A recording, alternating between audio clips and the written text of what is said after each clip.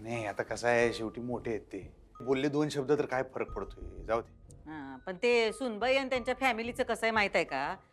त्यांना असं वाटतं की आपण जे करतो ते सगळं बरोबर आणि बाकी सगळे जे करतात ते सगळं चुकीचं आहे. असं कसं असेल मला सांगा? हा, अहो तुम्ही पण माणूस आहे, तुमच्यातनं पण चुका होत्यात. मान्य करा आणि चला की वा पुढं. बर ठीक आहे, जाऊ दे, सोडा किती विषय आता तुम्ही. अहो कसं सोडा? हा, ते तुम्हाला एवढं फडाफडा बोलले, आम्हाला नाही आवडलं. सारखं आपले टोमणे मारायचे, हा? अडाणी अडाणी म्हणायचं. मान्य आहे की त्यांच्या पोरीला शिकलेला नवरा पाहिजे होता. तुमच्यासारखा कमी शिकलेला नवरा त्यांना नग होता. पण तेव्हा परिस्थिती अशी होती की झालं लग्न. म्हणजे तुमचं सुनबाईंवर प्रेम होतं. होतं म्हणजे अजून बी आहे. ते प्रेम होतं तेव्हा म्हणून हे लग्न झालं, नाही तर झालं असतं काय. पण आता झालं नवं लग्न, मग आता मागचं उकरून तुम्हाला तडातडा बोलून त्यांना काय साध्य करायचंय हो? हा, की त्यांनी आपले एज्युकेशन घेतलंय म्हणून ते शाने आणि आम्ही एज्युकेशन घेतलं नाही म्हणून आम्ही येडे. ठीक आहे, असू दे, जाऊ दे, तुम्ही चिडू नका. नाही अधिपती, तुम्हाला कोणी बोललेलं आम्हाला नाही सहन होत.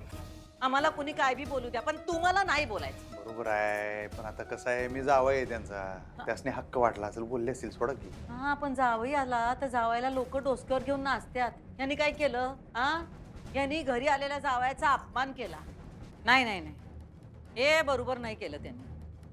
कसला राग काढला त्यांनी? सुनबाई घर सोडून गेल्याचा.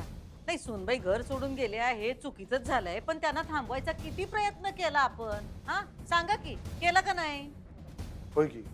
मग फार त्यांना आमचा प्रॉब्लेम आहे तर आम्ही घर सोडून जायला तयार होतो, पण ह्या ऐकायलाच तयार नाहीत.